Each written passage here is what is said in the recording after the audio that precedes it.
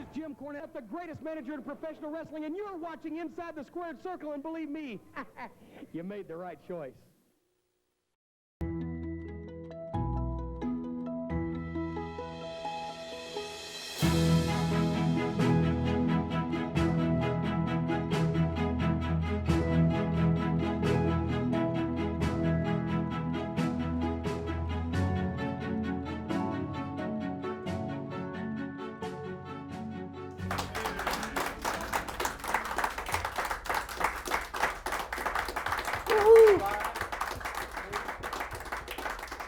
Hey, welcome Very symbolic. to Inside the Squared Circle, the 25th anniversary show and the final ITSC show Ever! on Maybe. the panel here. Thanks for being with us for 25 years. Thanks for being with us today. On the panel with me, you can see some of the illustrious past history of ITSC.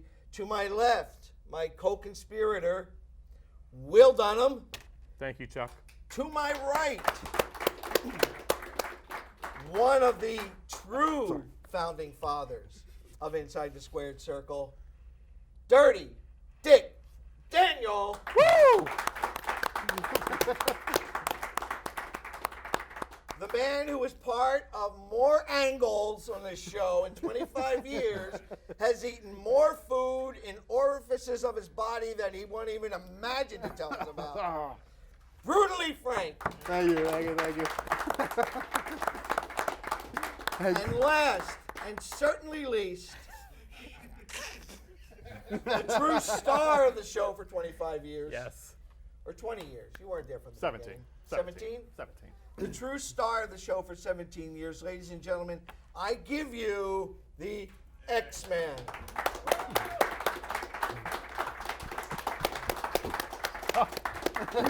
And as you can see today, something a little different, a live studio audience. We are glad that they Well, who could are these people join us. then? You said founding father. They're all here now. What can I tell you? What all can in one place. I'm so proud. Listen, I checked for AARP cards on everybody Oh, before they absolutely. came I in. started when I was 8. Yeah. Anyway, we're glad you could be with us. We today, the first panel here, we're going to talk a little bit about our memories of ITSC. The show is starting on radio with the Dirty One here and Mr. Dunham, and transforming itself into the television show that you've known as the hour to hour and a half bathroom break and Inside the food Squared ride Circle. Inside the Squared Circle. So anyway, one of the things I want to talk about real quick is with Rich. Yep. Rich, you were very instrumental in the TV days with our interviews and all that. I just want you to give us a sense of some of the interviews that you've done, some of your favorites over the years, and some of your not so favorite over the years, and like a little bit of the backstory that the viewers didn't see. Well, a couple of points about that before maybe specifics. When you actually watch someone on television, I don't care what genre they're in, we have to be professional wrestling, you have great respect for them, you love them, you like them, whatever it may be, or you just have some fear of them, but ultimately respect. When you finally get to meet that individual, and most of them were guys, occasionally we had some ladies and the Haiti Kid and some other, come through, right? But for the most part, it was the superstar look and the top guys and all across both federations. And to actually meet them and see the off persona, as well as them being able to flip right away because they respected us and knowing what they were doing. We knew the angles, we cared enough about them to respect them in the way we asked the questions. And so we got a lot more back, all of us did, from that experience because we treated them with that respect. And that was one of the cool things, was finding all these terrifically educated, deep souls who had this great range of emotion, not just that, brother, as only one aspect, or maybe Hogan. Yeah. Maybe there wasn't a lot of variation on his interview. But mostly there were that variation, which was really cool to see. And then you think about it as a kid, so whatever age you started watching wrestling, there was that guy or these guys, and at some point it changed when you were a teenager, who you liked, who you didn't like, who you rooted for. The Wild Samoans, Okay, maybe no more successful family in wrestling in the sense of how many kids they've had that are really good at what they do, as well as how scary these guys were. So this is an era where they didn't talk. You had to have a manager to talk for you, okay? So we go to the Hagerstown Fairgrounds, all right? Ricky Morton's out having a smoke outside. We go in to interview Alpha and Sika. And what do they basically say to us is, they talk to us off record, fine, Practically terrifically. Shakespearean actors, the It way they was sounded. unbelievable. We're talking to Alpha and Sika. They're not eating a fish or growling at us or getting ready to hit us. And then as soon as we said, look, as soon as we put the microphone up, that was the only answer we would get, and they were immediately, and we stayed in touch with them for years. Yes. They wrote us sent us pictures for fans and stuff. I mean, it was a great relationship. And then you go to somebody like a Ric Flair, all right, who is, when he turns it on and is standing like this close to you with that energy, I mean, man, that's like, that is the Super Bowl. That is Space Mountain. When he was at his best, there's nobody better. A Bill Goldberg, who showed me great range of heart and emotion, smart guy. I mean, not to mention tough, and had a great run, and that should have even been greater. And then guys like the Haiti Kid. You know, we're standing there in some armory somewhere else on the Eastern Shore with Fearless Freddy taking pictures with the Haiti Kid because we think the Haiti Kid's cool, man. We were actually talking to the Haiti Kid, right? So, if people who don't remember the Haiti Kid was a Was a small person. A small person. Yeah, what do we call Midget that division? wrestler. A midget wrestler. Yes. Politically incorrect. No, he was. He was one of the greats. And on the opposite side of that, maybe was like you get caught up in their character, like a Phineas Godwin and his brother. Yes. And that's not one of my favorite interviews because of how I reacted to them. I became one of the Godwin brothers while interviewing them. Not so good. So this is the thing. Let me offer the counterpoint on that one, Yeah. because in some way, so I understand what you're saying is that you don't want to end up just being a prop to the Exactly. guys you're interviewing, which in some ways you did there. Yes. But it also was one of the most entertaining ones that you ever did. And these were wrestlers who I would say would be at best mid-level. And it sort of elevated this interview of sort of mediocrity into something that was supreme. Nobody wanted 60 minutes with the Godwins. No, I don't think. So, I don't you're think so. Probably right about that. You But also ultimately, the range. All these guys are great guys. I mean, I really don't have a bang with it. Well, let me throw a couple at you. Yeah, go ahead. So you interviewed Eddie Guerrero, who, as we know, died a number of years back due to complications of drug use. And when you interviewed him, he was not in a condition really to have been ready to work a wrestling match that night or be interviewed. But he did both. He did. And somehow, although we were aware of that, he came through the interview. He performed that night in a way that you would normally associate with Eddie Guerrero, which was fascinating and tremendous in front of a few thousand people at George Mason University. Not a huge crowd. And he brought it, but obviously that's part of a greater challenge as we've seen over the years, and I'm sure there's another topic in the show of losing great people and the physical and mental and emotional challenges and financial and every other which way that are put on you when you're in this business at the highest level, because you have to be that person every day, all day. And the thing with Eddie Guerrero was supremely talented in the ring and a great interview and a really good wrestling mind, and you can tell all those things. How much of that came across to you during your interview with him? Believe it or not, all of it, even in his Stupor. kind of wandering stupor sort of meandered through it, but you know what? He still tied it all together. It was just a bit of a journey to get there for his expression that night. Yep. Yeah. You interviewed him on satellite also, and that was a different type of situation where it seemed to be completely sharp there. Well, and that's again in different settings. Once you are coming out of the road like that, I think it's a very difficult thing to do night in, night out, and how people manage that or don't manage that is one of the drawbacks of the business. But that happens in every business where you're 300 nights a year, you're somewhere else. You're in a hotel, you're away from your family. There's so many challenges physically, pain-wise, you have to manage and deal with that. The Guerrero is one of the greatest, and Benoit, You know, as far as I'm concerned, he may not be on, you know, a Hall of Fame list or here or there, and I'm not condoning anything that a gentleman will do against another that will harm them.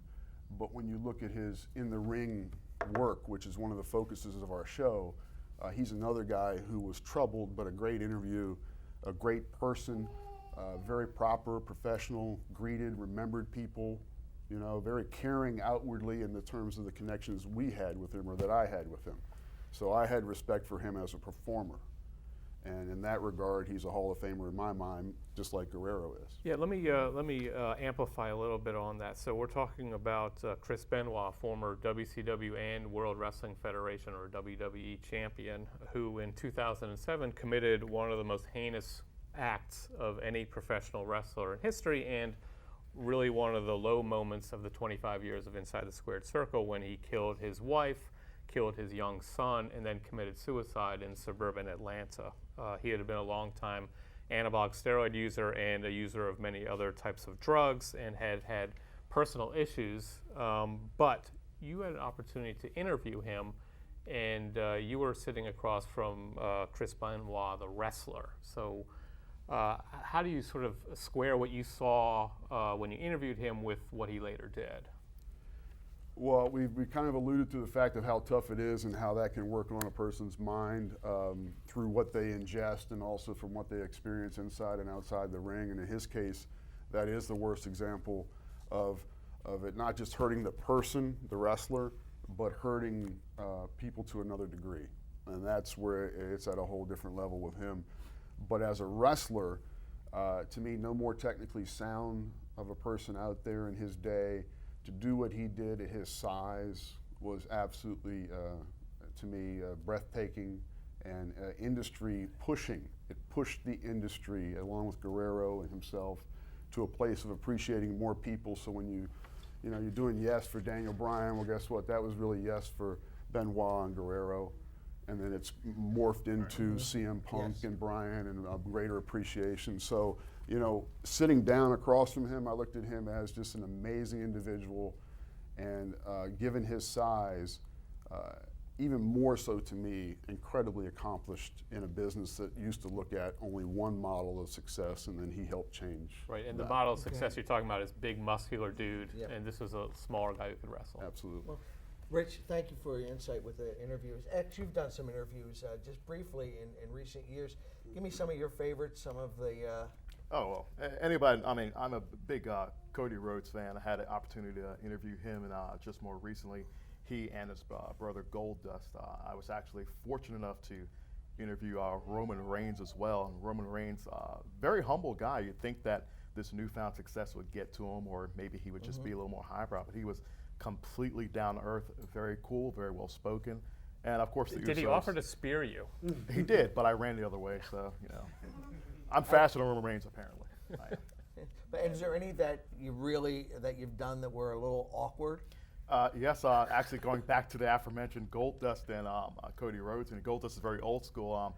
We were kind of waiting with fans to get autographs, and Goldust was very, let's do this afterwards, but I was like, no, we're going to do this now. So. Yeah. Wow, okay, great. And you were the boss. And I won, because I got the interview. But That's what right. was he like in character? Totally?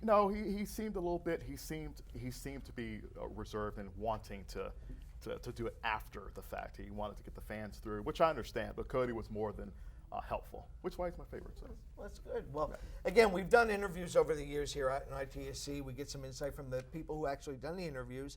Frank, just very, very quickly, what's your favorite interview that we've done here on ITSC? Do you remember back that far? Oh man, there's so many good ones. I Coco couldn't pick beware. one.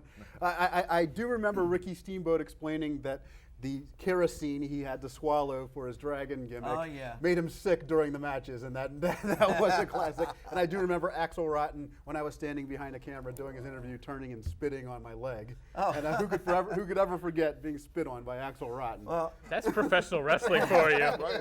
folks, we're going to take a short break here inside the Squared Circle. You're watching the 25th anniversary show, our final ITSC. We're going to be back right after this.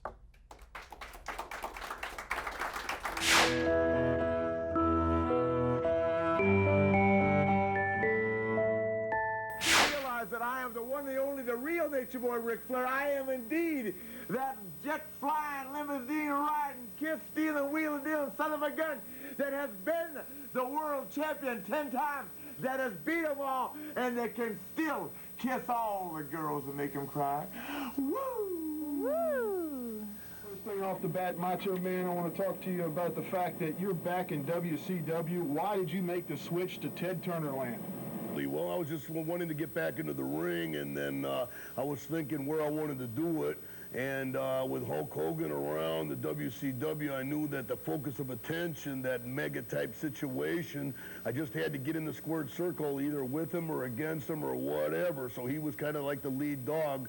And now let's see if he can keep that lead dog type situation. Maybe I'll take it over. Yeah. Going to say, you can't believe in your own mind that you're too far behind that lead dog, because as you know, if you're not the lead dog, the view never changes. Hey, listen, you're right about that, and my personality is such that I need to be on top of that mountain because I can see better from up there. And if somebody's on top of that mountain while I'm climbing that mountain, well, they need to get out of the way, yeah. Whether it's my friend or my enemy, it really doesn't matter. Vader, the first question I have for you is, it's rather apparent in having watched recent television shows, you have absolutely no respect whatsoever for the 11-time world champion Nature Boy Ric Flair. What's your answer to that? Why? Well, what's all the hoopla about the 11-time champion? You fed right into me, Rich. I mean, this man's been wrestling over 20 years, and yes, he's accomplished 11 world titles in that period of time. You've got to call it like you see it. That's quite a feat. That's quite a job. If there's a bear over in the woods, you got to say, hey, brother, there's a bear over in the woods. You got to call it like you see it, right?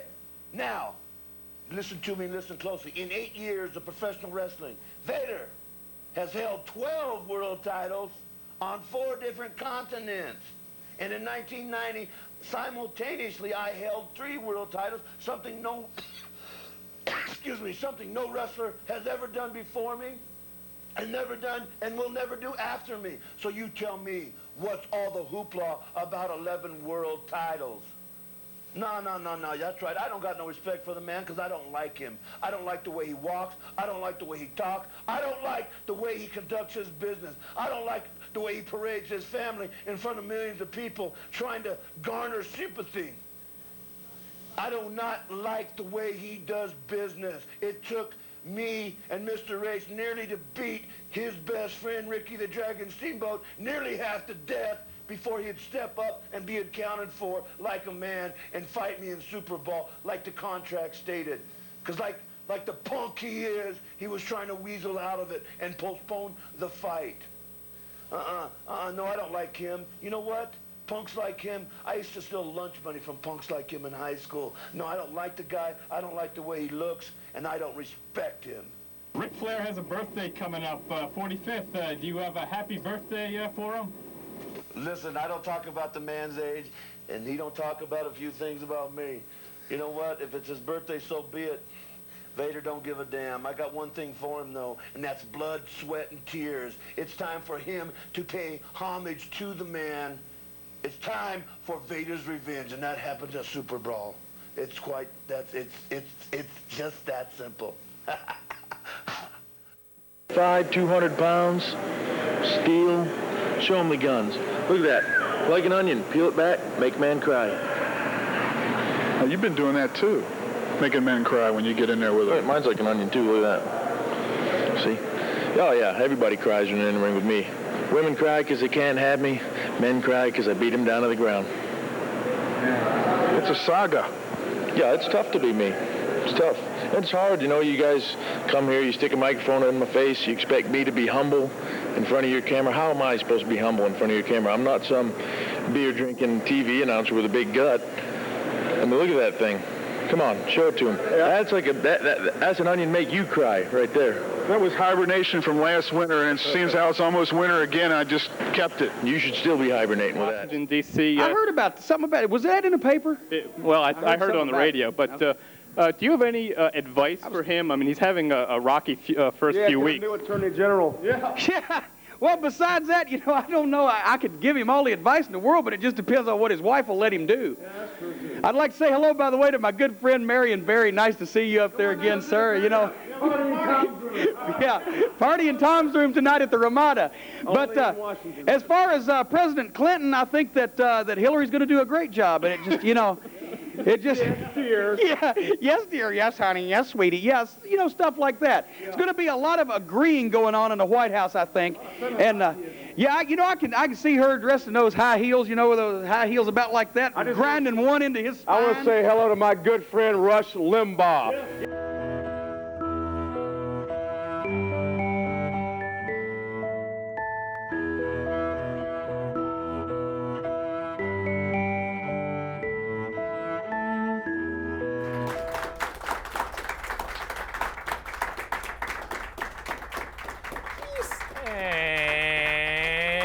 Welcome back to the Inside the Squared Circle 25th Anniversary Show. I am Will Dunham. I am joined by, look at this, a universe of stars. That's right, with Brian Lyles over here. Thank you. The one and the only Ernest L. Stanley. Stole that from the Excuse me. What? The We're bringing the new host of ITS. That guy. The intern. He's our mailroom clerk, soon to be the new host. Please don't throw. That's how old I was when I started. No. And you know what? I had the tape to prove it. We also have one of the original members of Inside the Squared Circle, the dirty one, Dick Daniel. Woo! And the true, undisputed star of the show, the X-Man. But he's not credited. So in this segment, we are going to be starting the countdown of the top 25 wrestlers of the 25 years of Inside the Squared Circle. And I thought this would be a good time to sort of talk about the origins of Inside the Squared Circle. So we've been on a television show for most of our time on the air, but we started on radio, and one of the individuals who devised the original program Inside the Squared Circle is the Dirty One, and it was you and a man named Fearless Fred Sternberg, and you were nice enough to invite me to take part in that. Nice enough, yes. It's a sentence you've endured for 25 years. That's Waxahachie Will, by the way. The Worm, as you now know him. But for the very first show, you were Waxahachie Will. I don't even know how that happened. We were on some Texas thing. We don't know why. We'd never been to Texas, whatever, maybe once. I ended up as Dirty Dick Daniels. Alliteration, it came out. You ended up as Waxahachie Will. There was Fearless Freddie Sternberg, who was really the mastermind and promoter. If you ever see Manny Pacquiao fights and you look for like the photobomb guy in the back with the smile that you just can't miss, that's Fred. I mean, he is a boxing. He literally is, if not he is the best boxing PR person in the world. And that is no joke because I know him. It's because he's that good. So Fearless Freddie, hats off to you. And I think this is an appropriate time. We talked about pregame. This guy over here, Waxahachie Will, the Worm, Will Dunham, all right? He gives great compliments to everyone else about founding and being the stars and contributing and the next generation. I have something to say about them as well. But first and foremost, give it up like you said you wanted to give it up for my man, yes, the Worm, Will Dunham. Woo, bring it. Will. I'm not standing.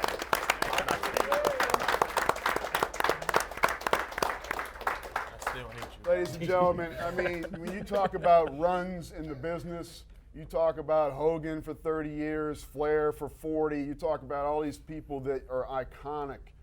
I mean, you're talking The Undertaker, you're talking the greatest of the greats, okay?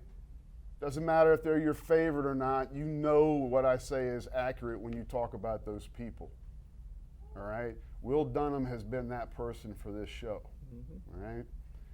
He was the real reporter in the group, okay? Because he was print and I was just TV. And we know how that was back in the day. All right, now all the print guys are on TV and it just doesn't matter anymore quite the same, although he does it at a really high level and I don't lose sight of that. Fred was the PR guy, okay? I was sort of the TV guy that maybe had some connections and could get Ric Flair on the satellite or get to wherever it was and actually engage us in front of people and have people start to know us.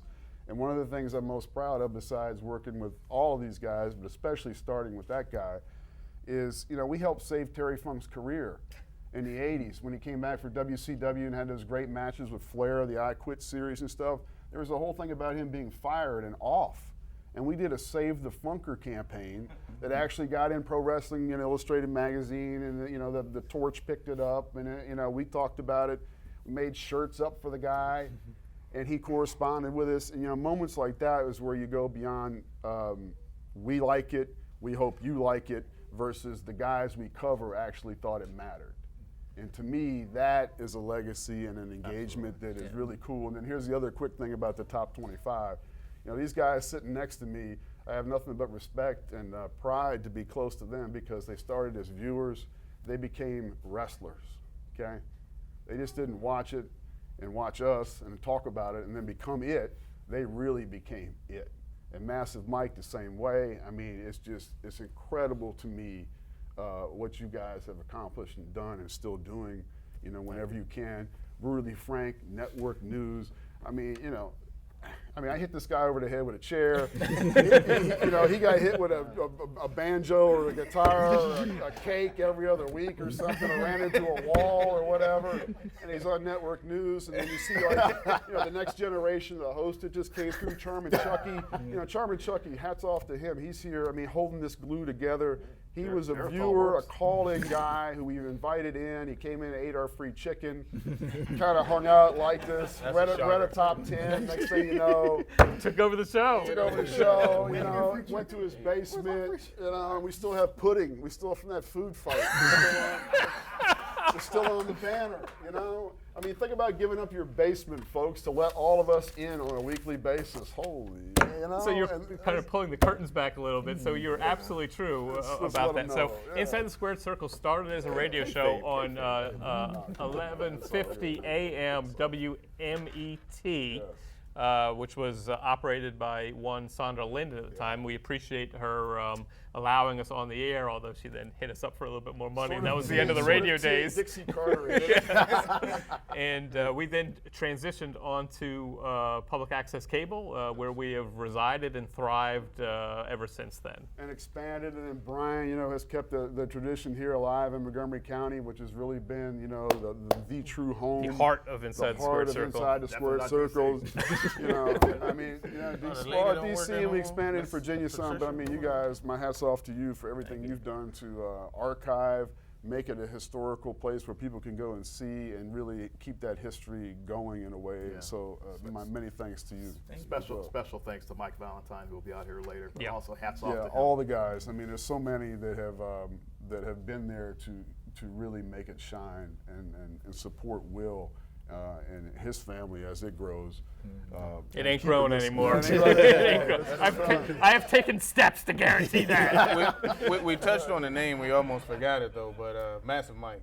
Yeah. Massive Mike has been very instrumental as well, as far as with Will and producing the show back in the day. And I know Rich gave him props, but you know, Massive Mike was very integral to the weekly program that we put out for a backbone of Inside the Squared Circle. We're going to have a tribute to him a little bit later on, and we're going to have him by satellite. And for the record, I have a winning record over Massive Mike in the ring. Just want to put that out there. Okay. All right, so real quick, so the Stunning Stewie Smoot, the Stotts, the Critic, I mean, everybody, you know, the list is going on. Oh, my Lord, the list goes on. Fred Bailey. My hats off to every one of you who have made it live. Speaking of wrestlers. So let's do the beginning of the top 25 countdown, and we're going to first do the first 11 out. These are people who did not quite make the list. Okay, so for the first 11 out, Great Muta, Edge, Toshiaki Kawada, Nobuhiko Takada, Rick Rude, Jushin Thunder Liger, Mr. Perfect, Akira Hokuto. We've got Randy Orton, Aja Kong, and Stan Hansen. So anybody could put any of them into the top 25. And they should be in the top 25. There wouldn't be any argument. As a matter of fact, one of them originally was in the top 25, and somebody took them out because they hate the X-Man. Yeah, well, Who would that be? You have Vader in here and don't have Hennig. I mean, that's insane. No, Vader was a huge a star. Happy Smoke when you made this. Vader was a huge star for about 2 years, but Hennig Hennig put so much of blood. I mean, his family, what he did when he was on top of the AWA. I mean, even his contributions to the WWE back in the day as a manager and as a commentator, Hennig deserves to be on this list. Vader was a champion on 2 continents. That's what's lost on. Same as Great Muta. Hennig was a champion in 1 state. I'll give you one thing about Vader, though. I'm not shooting on Vader. Vader was probably the best of the super heavyweights. Absolutely. Now, as far as the real big, history. What 450-pound guy can get on the top rope and do a moonsault? I mean, when I so you have to have one of those. He's 435. He's the one super heavyweight in the top. There you go. I'll take that one. Okay, so we're going to buzz down to number 11, and then we'll have a fuller discussion in the next segment. Number 25 is Big Van Vader. Number 24, AJ Styles. Number 23, CM Punk. Number 22, Mick Foley. Number 21, Chris Jericho. Number 20, Bill Goldberg. Number 19, Sting. Number 18 is Triple H. Number 17, the Macho Man Randy Savage. Number 16, Rey Mysterio Jr., number 15, Brock Lesnar, 14, Mitsuharu Misawa, number 13, Eddie Guerrero, number 12, Daniel Bryan, and number 11, the Hitman Bret Hart. We'll have the top 10 in the next segment, but there's a lot of talent in there. Daniel Bryan. Well, I'm kind of surprised. I'm kind of surprised, even though due to tragic means, Chris Benoit is not on here. That's what I want. Yeah. I feel like we gotta. I always think of him as just the wrestler. If you think of him as just only the wrestler, he should be on this list. Okay. I think Rich spelled it out in the first segment. Right. As far as we're talking about wrestling. We're not talking about the outside stuff. Right. If you look at football, for an example, everybody forgets that O.J. Simpson might have been one of the top 3 running backs in the history of the National Football League. But now he's just known as a wife killer. Now, does that make him an awful human being? and somebody that I don't want to be associated with? Yes. But as far as football is concerned, you cannot deny what that man accomplished on the gridiron. Right. And you cannot, in my opinion, deny what Benoit accomplished for a smaller guy. And those 2 companies, how political they were, and the time it was, Benoit always delivered. And I just think it's a travesty that he's not on. Right. Am I the only one? No, I'm in full agreement. We're all in agreement that is someone who deserves to be in that. No doubt about it. And we have certainly indicated that he's not in the top 10 by your answer there. Thank you very much. Let's do this right now. Let's get this right now. Yeah. Okay. Bill Goldberg, great respect for you as an interviewer, as an individual. You had a great short run, but you did not belong on the top 25. Thank you. A list of personalities, impact players, however you want to call it, but top 25 wrestlers. And therefore, can we move Mr. Benoit into number 20 and move Mr. Goldberg into just missed it? Well, can we do that? I agree. A quorum? A quorum? We'll take care of this in post-production. Don't worry, Brian. That's a yes, right? That's a yes. Okay, thanks everybody for joining us on this segment. We're going to take a quick break, look at some more Inside the Squared Circle memories. I want to thank the dirty one, Dick Daniels, for being here. And thank you, Will, for what you've done. We're going to have more stuff, and thank you for your very kind words. They were appreciated. Heartfelt. You've been incredible, and I hope that there is a reunion down the road. If not a sequel.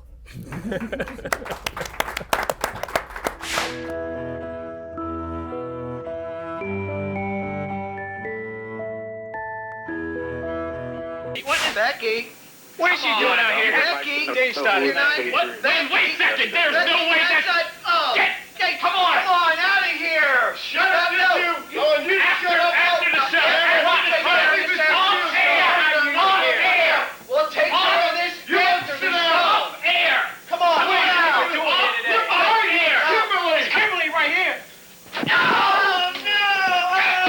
You go after the show. Where you at? How's your problem? After the show. How's your problem? Get out of here. Come on. Oh, yo. It's after the... I'm going to say something right now. Will Donald, what the hell just happened right here? You know what? Look, damn it, I came here to do my job, and I got to deal with this crap every single week. You know it's not me. It is your fault. He shouldn't have been here the first time. You know what? I'm going to take care of the way I see fit. Why are you playing with him there? Why are you playing with him? I'm not playing with him. You think I'm playing with him? I got this crap all over me. You know what? I'm going to take care of it the way I want to. Let him go. Let him do it. A man got to do what a man got to do. I told you last time, didn't I?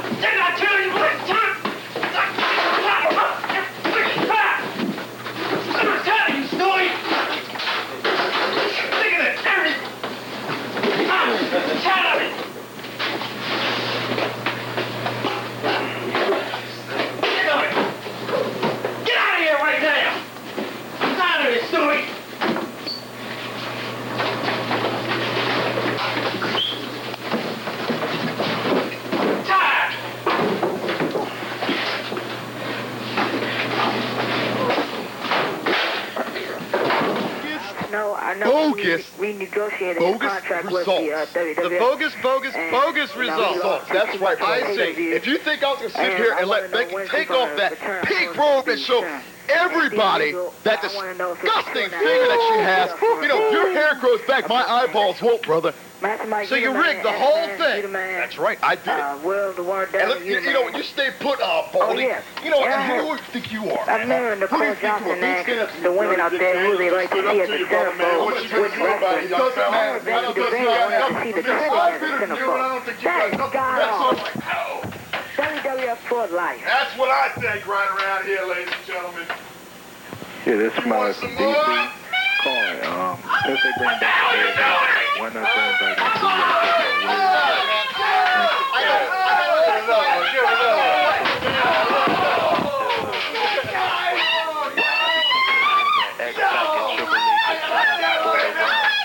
to lose the belt. What the hell are you doing? What the hell are you doing? What are you doing? It's pregnancy! It's cold!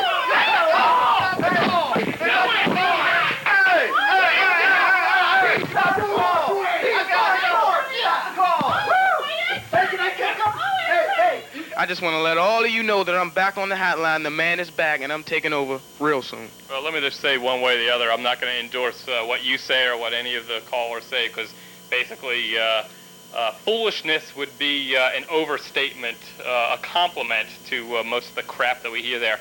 However, why don't you talk about what your role is going to be like in this upcoming Boiler Room ladder match? Well, I'm fired up tonight because I'm the referee in this special match.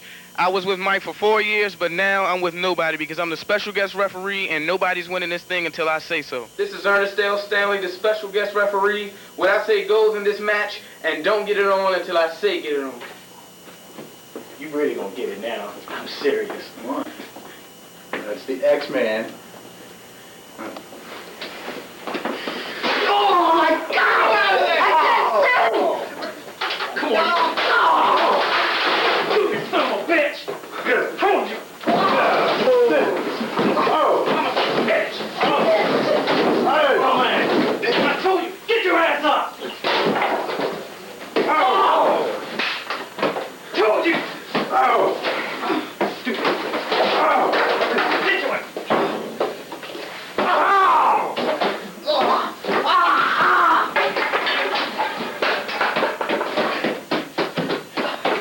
I told you! Do not mess with me! Told you!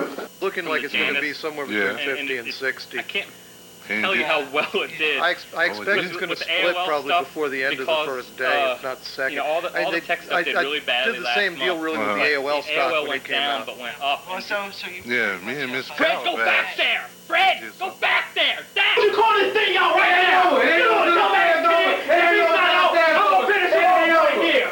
You get up here! You get up here right back! God, I'll finish him off! What take you so long? Oh, God! Oh,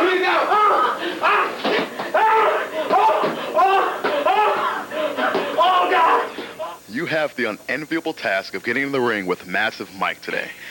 Do you think you can beat him? Well, you know something, X-Man? The fact of the matter is this. Tonight, Massive Mike is going to get the ass kicking of his life. I'm going to take him from one end of that ring to the other one. I'm going to dissect Massive Mike like a bullfrog in a 9th grade biology class. And you can take that one to the bank, sucker. See if he can cash it. Woo! You know something, this is finally coming here. You know what? Ernest, I understand that you don't know who your biological parents are, but after the beating tonight, you'll truly know that I'm your daddy. Knockdown, up for a slam, 125 pounds right in the middle there. Oh, and Hogan would be proud. Oh, it's over. 1, 2. He kicked out. You know, I think Mike delivers a better leg than Hogan. Oh, a shot into the midsection there. Ernest is taking it to offense. Ernest likes using that maneuver. I've seen him in the streets a couple times doing that. But you know what? Look, whip off the ropes. Here we go.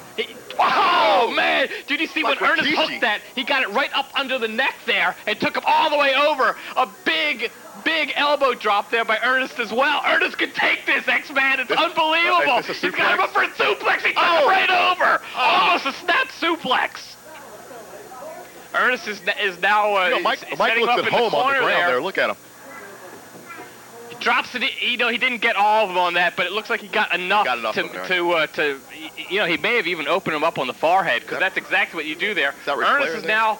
He's going to try to wear down the stronger man there with a chin lock. I don't think it's a choke. And I think it was actually a good move. He probably should have stayed with that. Yeah. Instead, he goes to the arm bar. I think that's a mistake. He could have done more trying to wear the man down from above. This is a tactical error is the inexperience that Ernest Stanley has. Master Mike would have exactly right. had something better. He would have had something going on there. It's almost as if he's biding his time here, and he should have stayed on offense because he's scared. Look at him. Ernest is shaking. Well, he's scared of Mike. He has to keep Mike down.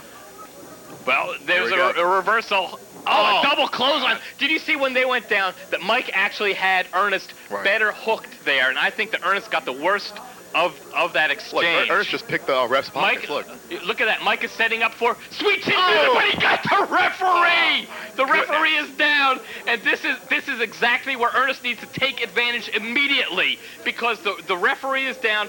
Mike is looking over in the corner there, and you see what Ernest has? Welcome to the squared circle. Get the referee over. There's 1, there's 2, there's 3, there's 4, there's 5. He nailed him right on the forehead there. And this is another mistake, is that Ernest needs to be staying on the man, not getting the referee. Hook him. That's it. 1, 2. Here we go. A kick out. I told Ernest. See, I'm telling you, Ernest is green. Ernest is about as green as money right now. You know what I'm saying? See, this is exactly what he allowed him to do. And now Mike goes right back onto offense. Mike needs to drop kick. But wait a second. Wait, hold on. Mike's got his knee. Wait, see, this is what I'm talking. I hope they sign a release. I really hope that's they exactly sign a what release. that's exactly what the problem. Wait. Nice one. Sweet chin music. Connected. This has got to be it. 1, 2. Here we go. 3. Mike takes it.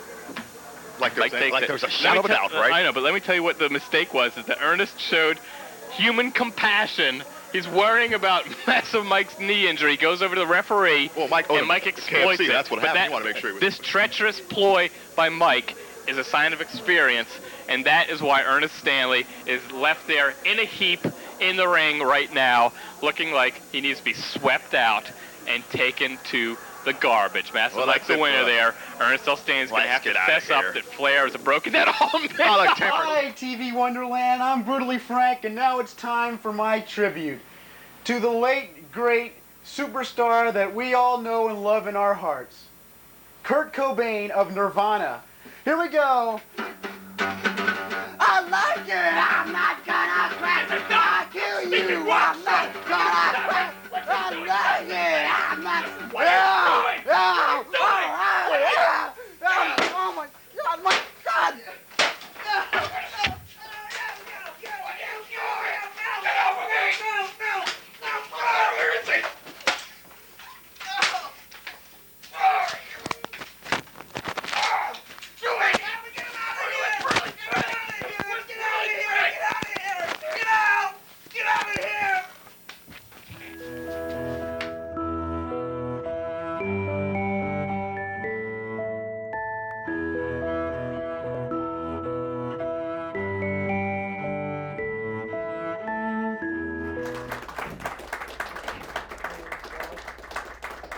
And welcome back, everybody, to the Inside the Squared Circle 25th Anniversary Special. I am Will Dunham, and I am joined by 4 other august members of the ITSC family. We have over here Brutally Frank. Thank you. Thank you. I'd like to welcome back to Inside the Squared Circle one of the founding fathers of the television version. That's right, Dr. C, the PhD. We also have the one and only Ernest L. Stanley. Stole that from Larry Biscuit. And there is nobody like this next man. It is Todd Martin. So Inside the Squared Circle started in 1989. During that year, there was some of the greatest wrestling that you would ever want to see presented by any wrestling company. For example, in 1989, there was the famous Ric Flair, Ricky the Dragon Steamboat series of matches that really go down in history as among the great rivalries playing out in all professional wrestling. Later that year, we also had Terry Funk against Ric Flair, another fantastic rivalry culminating during the first year of Inside the Squared Circle. In 1989, there was a lot to be presented from Hulk Hogan, Macho Man Randy Savage, and some painted-up guy named the Ultimate Warrior was showing up as a major star. What we're doing now is we're going through the top 25 wrestlers of the Inside the Squared Circle era, and we just finished numbers 25 through 11. We're going to do the top 10 now. What we're going to do is we're going to read off the top 10 and then have a discussion and I'm sure an argument over who should be there and who should not be there. So number 10 is the greatest woman wrestler in the history of professional wrestling, Manami Toyota. Number 9 is perhaps the greatest wrestler in the history of professional wrestling, but much of his career was not during the ITSC era. That is the Nature Boy Ric Flair. Number 8 is an Olympic gold medalist who delivered a lot inside the ring as a professional wrestler, Kurt Angle. Number 7, you can make the argument that he's the greatest wrestler of all time, but most of his, many of his accomplishments, the Hulkamania era, took place before 1989, and that is Hulk Hogan. We have The Undertaker, one of the greatest big match wrestlers in wrestling history. We have, some would say this is a controversial addition because he's not well liked, but you can't argue with success, and that is John Cena. Number 4, we have maybe the greatest in-ring performer in wrestling history, a man who could take a licking and keep on ticking. That is Kenta Kobashi of All Japan Pro Wrestling. Number 3, one of the unquestioned towering stars in the history of professional wrestling and the biggest crossover star in wrestling history, The Rock. Number 2, has anybody ever had more great pay-per-view matches than this guy, HBK Shawn Michaels? And number 1, oh hell yeah, Steve Austin. Okay. Frank. Yes, I object. This top 25 list sucks. And the people who were left out. Okay, what was the best angle of the 25 years of Inside the Squared Circle? Hands down, the best angle of the 25. You eating ravioli in that 1998 show. But let's keep that to ourselves. Let's keep that to ourselves, please. The best angle was the NWO. Yeah. That was where the Attitude Era blasted off of, and the 2 stars of that originally were Hall and Nash. They have to be on this list. Like them or not, they weren't saints. We know this, but they belong on this list some way, somehow. Also, Inside the Squared Circle has never been friendly to the Ultimate Warrior. We never liked him. I can't say he was an artist in the ring, but he was kissing in the early 90s, in the late 80s, he was kissing Austin Rock Hogan status. He was kissing it. So he belongs in the list. It was a brief smooch, yes. It was a brief smooch, but you got to give him credit where credit's due. Who would you take off? I mean, it's only 25, I mean, you want to expand the list. Let's hear who we delete. Who do we take out? Triple H is a lot of hype. Really? Yeah. Okay. He's married to the boss's daughter. That's about it. The Didn't best hurt. thing. That was his best accomplishment. Okay, so you're saying Scott Hall is more important and a better wrestler than Triple H? Triple H would not have been a household name if it wasn't for the NWO. Did you just say yes to my question? Yeah. Okay, that's fine. You're on the record. Who's the other person you would take off to get Kevin Nash on that list?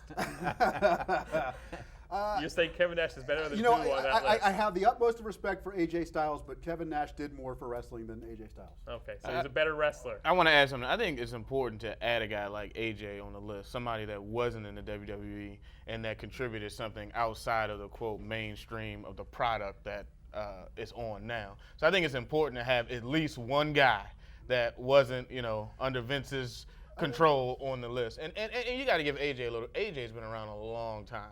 And when is the last time you've seen a bad AJ Styles match? Never. I don't think I have. They don't happen. No, I don't think I have. So I think he Did you definitely ever see a deserves bad it. Kevin Nash match? I never saw a good Kevin Nash. And I get your argument for Hall, because Hall is a worker. Yeah. Nash, I mean, it's a lot to be debated about. He's a worker in a different sense. But he Backstage, needed works the supporting well. cast of Hogan. He needed Brett to carry him. He needed Hall. Nash was never a standalone guy. Well, can we change the last 10 out to the last 15 out and move some of these talents down and move Warrior Hall Oh, of of Nash. course we can. Yes, we will redo that all for you. Yes, thank you. This is The the Will powers of Mark list. persuasion. Dr. C, the PhD, I want to get your thoughts on a couple of the guys in the top 10. So Nature Boy, Ric Flair, and Hulk Hogan. I certainly think their ranks should be switched. Yes. I mean, to put Hulk Hogan above Ric Flair. Only you guys had this debate at the end of the last segment about, your in-ring talent or their grander persona. Okay, well, Hogan might then shoot up another 5 slots or something if that's the case. But if you're looking at in-ring talent, I don't think it's even questionable. If you looked at Nature Boy Ric Flair and you compared his entire career, so pre-1989 as well, so from 1972 to 1989 included, and then the ITSC era, and then you compared Hogan's entire career, who would you say is the better wrestler? I think it has to be Flair in terms of the better wrestler. Of course, Hogan is Hogan. I mean, you can't take that away from him, and you can't take his grand persona away from him. But in terms of in-ring talent, I don't. And, Flair was great in-ring. He wasn't maybe the best technical wrestler, but he did know how to perform in the ring really well. And even on technical wrestling, certainly better than Hogan. Because I think that this is one of the enduring debates that will ever be held. Who's the greater wrestler of those two? And I think that there is no right answer and there is no wrong answer. No, that's not true. I just gave you the right answer. Yes. well, Hogan has went on the record. I stand corrected. Yeah, of course. Hogan has been on the record saying that Flair was better than him. Flair is the greatest of all time. Yes, legitimately. And so you're saying that Hogan actually said one true thing in his entire life? I'm everybody that's associated with the show knows I'm a Flair mark. So I'm always going to err on the side of Flair. But I will say is this: a lot of people, once you get older and you know how the business works, and for me becoming a wrestler and just knowing the intricacies of it, you kind of look at Hogan and go, "Oh, it's Hogan." But you got to transport yourself back to when Hulk Hogan was Hulk Hogan. Hulk Hogan, his Q rating is probably up there with Oprah's and Matt Lauer. He has a sterling Q rating. Hulk Hogan was a bona fide national celebrity, and I got to tell you, when he body slammed Andre the Giant, what was that, WrestleMania 5? 3. I was probably about 5 years old, and I thought anything on earth was possible. Because he came out there and told me to train hard, eat my prayers. Say my prayers and eat my vitamins. But as a kid, I believed it. And when that happened, that was the biggest thing. Nothing was bigger in sports at that time for me. So you got to kind of take everything in context. So I think Flair and Hogan and Austin are really 1, 2, 3. It's hard to delineate who was the best and who wasn't the best. Okay, Hogan wasn't as great as wrestler as Flair or Austin, but at the same time, the contributions of those three, I think it's a 3-way tie for number 1. So Todd Martin, we have on this list the Rattlesnake Steve Austin as the number 1 wrestler of the top 25 years. We've got Shawn Michaels as number 2, The Rock as number 3, Kenta Kobashi as number 4, and John Cena as number 5. So would you do anything to argue that one of them is too high, one of them is too low, and that perhaps Austin shouldn't be number 1? I'd put Austin number 1. It depends on sort of the criteria you're using. That was what you're bringing up with Dr. C earlier.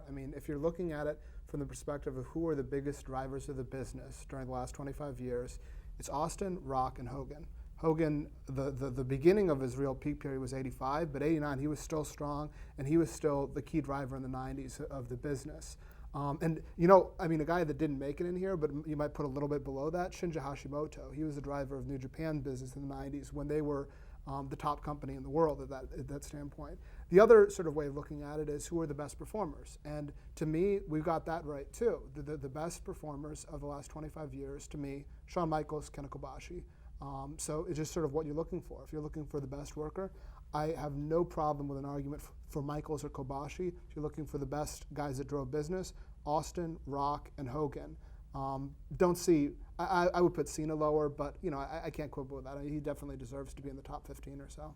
Could you talk a little bit about how important a wrestler Steve Austin was to the wrestling business and also to enable the WWE to make its turnaround in the late 1990s? Well, he was that and the NWO angle starting were the big catalyst for the business rising so much. And, Austin, was not only a tremendous performer in the ring, but he was a guy that the fans really connected with. I thought it was telling at the beginning of WrestleMania this year, they brought out Hogan, they brought out The Rock, they brought out Austin. They're three biggest icons in the WWE, and the fans cheered for Austin the loudest. He's the one that the people had I think the biggest connection with. He was the guy that really, I mean, to me, when I think of professional wrestling, I think of Stone Cold Steve Austin. That's what a wrestler should be.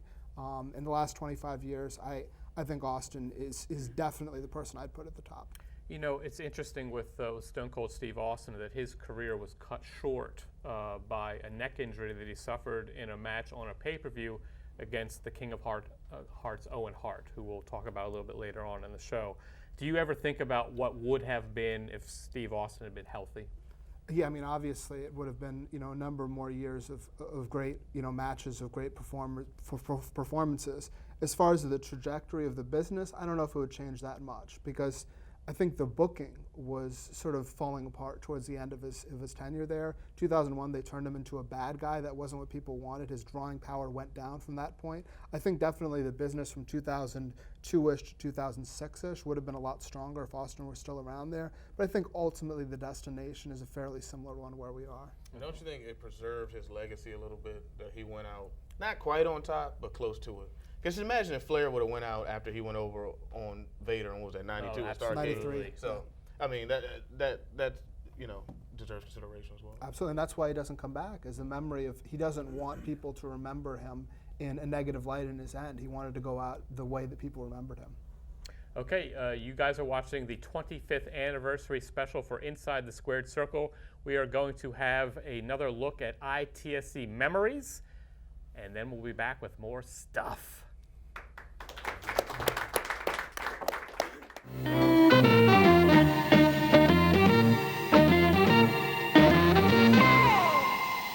You asked me that. Excuse me. Sherman Chuck. Excuse me, I'm about to I'm sorry. expose. I'm sorry, Slick Vic, but it's a celebration, and I've known Frank for 5 years. He's been with us in the show, and Frank. Sherman won. Thank to you, another Frank. 5. And I want to show you that there's no hard feelings for all the fines. You fired my secretary. All the smootiness. I would like to have you toast with us. Well, that's very kind of you. Okay. Frank, let me. I think that's thanks, Chuck. really nice. Oh. I mean, I deserve a little the shot best. of the bubbly. That's right. Now, Frank, would you like some more? Oh my God! Would you like some more? Sure, Chuck. Let me. All Miss right. Moot, would you like? Yes. Are you ready now? I'm ready. Okay. Give me. Oh, this is going to be good champagne. Oh, what are you doing? For all the fines! For all the fines! For the smootiness! For God to What are you doing? What are you? I can't. What is this? What are you doing, Tommy Chucky? You idiot! You buffoon! Just get out of here! Go to smoke! Hi, fans. I'm the man who's just not a pretty face, the award-winning Stewie Smoot. That, Dwayne, is why I am the award-winning journalist that I am. I get down into the trenches. I ask the hard-hitting questions, and I am not afraid to mix it up with my guests. Will Dunham, if you are listening, I will make copies of my interview style for you to study, analyze, and digest. For after all, I'm the award-winning journalist with polish. Mr. Sheik, let me tell you something. I'm not just putting you on. I'm not the kind of journalist to bear a grudge, but take it from this hard-boiled journalist. Don't forget, you're a guest in my country, and all I have to do is place one call to Hillary Clinton, and she could have a full 3 battalions escort you back to the United Arab Emirates and make sure to stay there as a peacekeeping force, just as we showed who put the hurt in Herzegovina and the boss in Bosnia. Wayne? I'll put it this way, Stewie Smooth. You much better than that other guy, Gene Oakland, as a journalist. I'll put it like this. That man is nothing but 1/900 lies, because that's all he tells is 900 lies every week. So I'm going to put it like it is. To Mr. Sheik, you destroy, or try to destroy, this perfect journalist here, Mr. Stewie Smoot. But you can never take this man for granted, because he is an award-winning journalist. Now, we're going back to Studio 1150.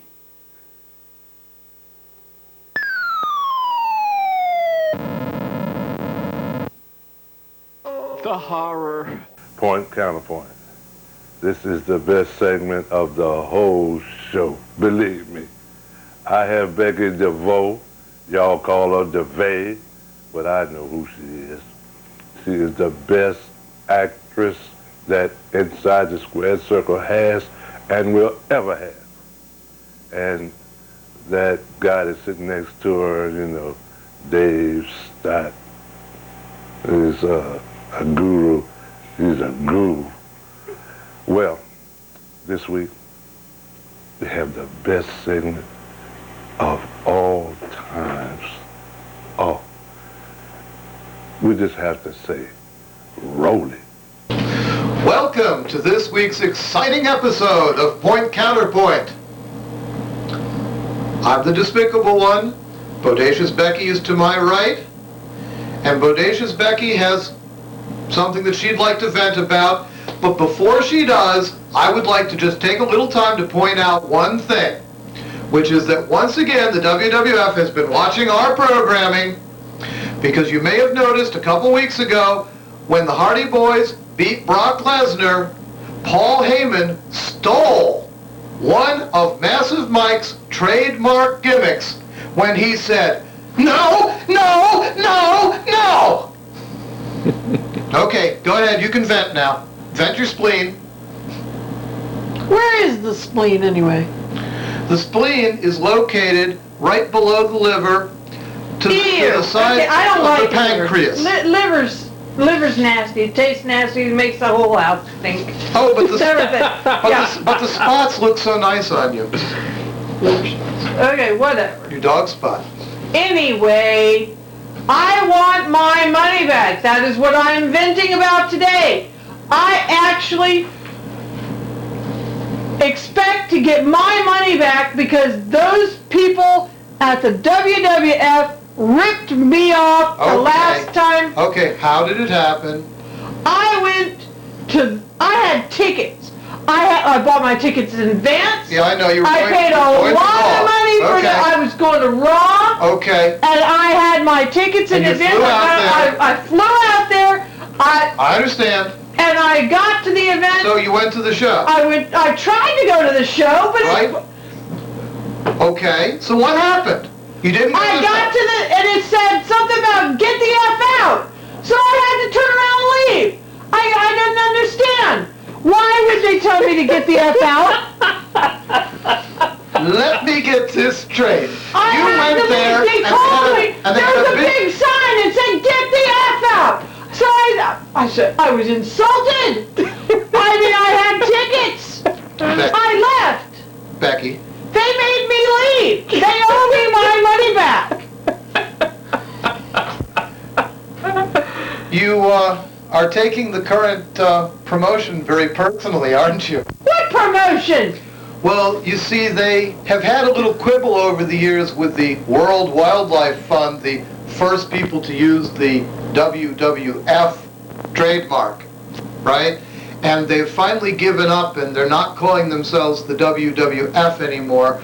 Now they're the WWE, but the logo doesn't have the E. It's the old WWF logo with the F removed, and their promotion is get the F out because they've taken the F out. Yeah, they told me to leave.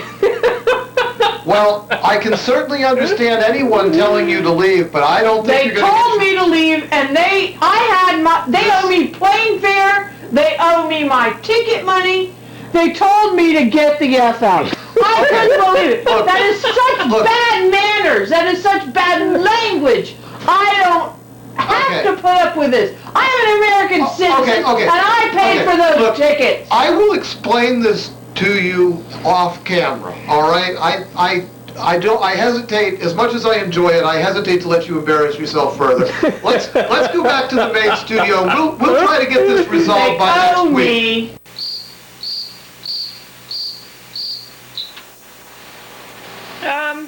This is the bodacious one.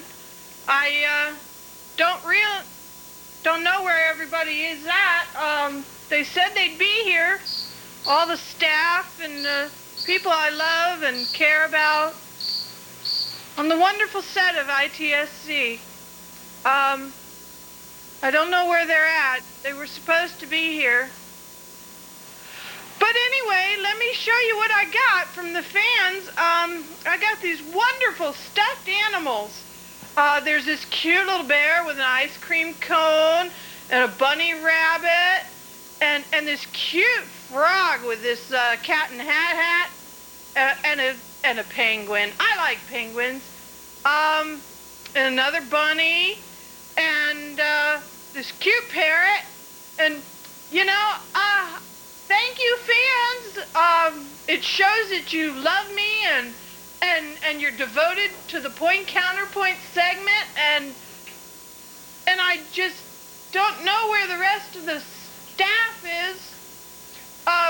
Hey Dan. Hey Becky. Gee. Hi, how are you? Are you here for my party? Oh, I wouldn't miss it. I was your first point counterpoint party. Yes, you were. And I've never forgotten you and the things you did. That's true. That's right. And we had a lot of fun. And I've got something special for you. Oh boy! Yeah. Now, what? We need the table first. Let's get rid of all this crap. Hey! Okay. But Now. those were from my Oh, fans. don't worry about it. This is something special. Now, What? everybody at Point Counterpoint has stayed away. But I'm here, and I made you something special. I made you a birthday treat. Oh, yeah? Oh, yes. Look what I made for you. A birthday. cake. Yes. Oh, and look, chocolate. Can I love we bring that in here? Let's get this on the camera. Isn't What? that beautiful? It's gorgeous. It's your Did favorite. you do it like It's that? your favorite Did you flavor, decorate isn't that? it? Smell it.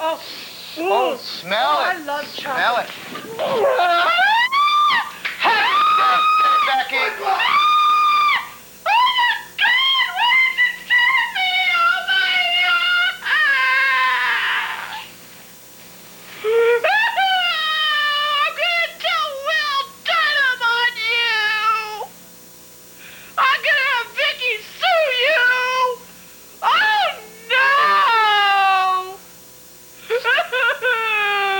Chucky Williams, you join us here in the middle. Yes. You are the veteran of ITSC and the most trusted man on the staff, which doesn't say much about you, but says an awful lot about the rest of the thieves here. Yeah, well, hey. You are going to have the honor of putting all the names in the bowl. And by the way, this It's a generic insult bowl. Look at it, for heaven's sake, Will. Well, when it's turned around, it's the Lethal Lottery Bowl.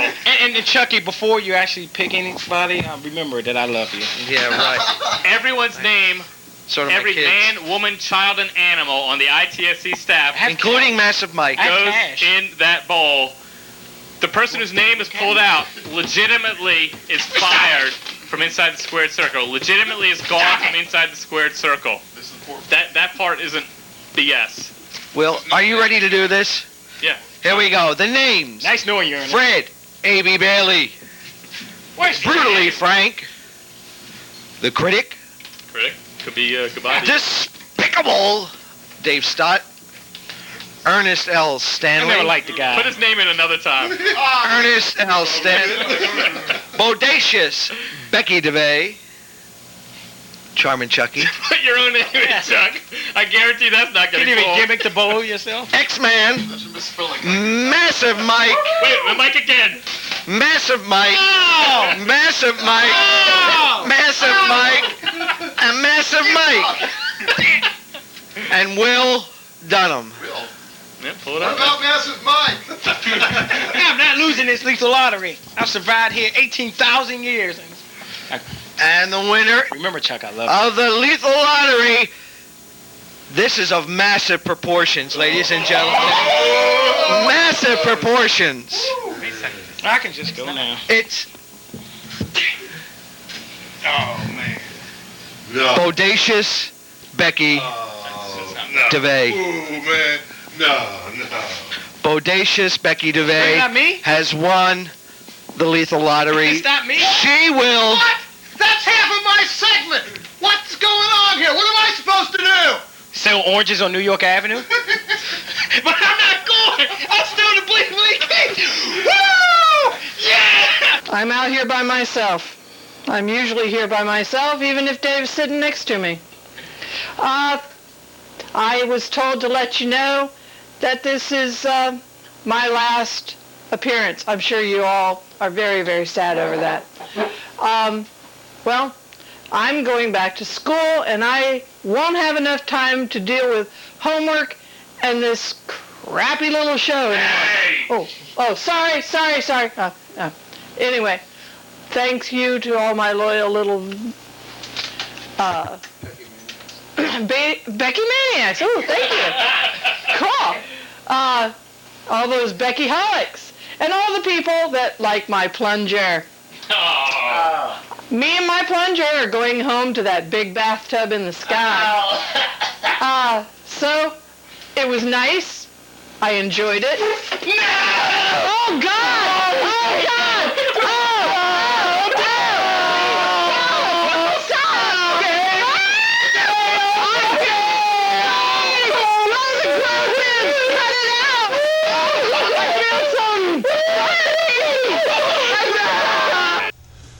Hi, wrestling fans. This is Stunning Stewie Smoot, your masturbator. Hi, everybody.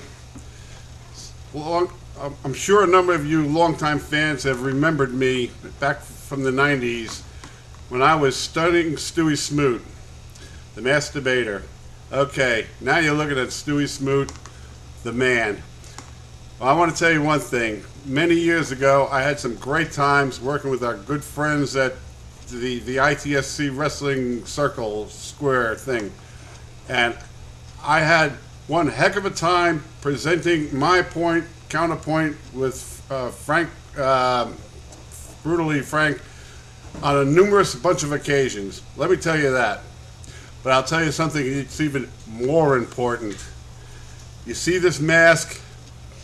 This is a one-of-a-kind piece. This is history itself. Let me tell you something. I am offering this for only $299, and you can own a piece of wrestling history here. This is nothing but the original Stunning Stewie Smoot, the Masturbator mask. You can impress your friends. You can girlfriends too. They'll flock to you. You just got to show them this. But wrestling fans, all you need to do is just go to eBay, look up the Masturbator, and look for my wrestling mask. Okay, and the highest bidder, or $299, will get you this piece of unique wrestling history. Okay, so. With that, let me turn it back to the boys at the ITSC Wrestling Studio inside Squared Circle. And back to you, everybody. Wow. What's up, everybody? This is the King of Bling Bling and the King of the World. I am Massive Mike. And unfortunately, I wish I was there at the studio with everyone, but unfortunately, due to professional obligations and having to work on the road, I'm unable to be there for the final episode of Inside the Square Circle. I thought I'd never say that. I guess all good things must come to an end, but I'm still sad to see the day come. First and foremost, let me thank everybody out there, all the Inside the Square Circle viewers. If you watched the show for 1 minute, 1 episode, 1 year, whatever amount of time you watched, thank you, because trust me, it was never a day of work when everybody wrote in or called, or now the new day and age using social media to respond to anything that we've done. Totally made doing the show so totally worth it. So thank you everybody out there for watching, and more importantly also let me thank everybody that I've worked with over all these years, almost 2 decades on Inside the Square Circle, because it's not so much everyone was my co-worker, but more so my friend, which basically doing Inside the Square Circle was like everybody out there just watching us having a good time, but reporting on professional wrestling news at the same time. Master Mike is also a part of Mike Mahoney. It's not, people that know me well knows it's not too much of a difference, but I just want to amp it up a little bit, make it entertaining, and I hope everybody over the last couple of years have enjoyed myself on the show, as well as all my other co-workers out there and fellow cast members, and I really enjoyed doing the show. It never became work for me.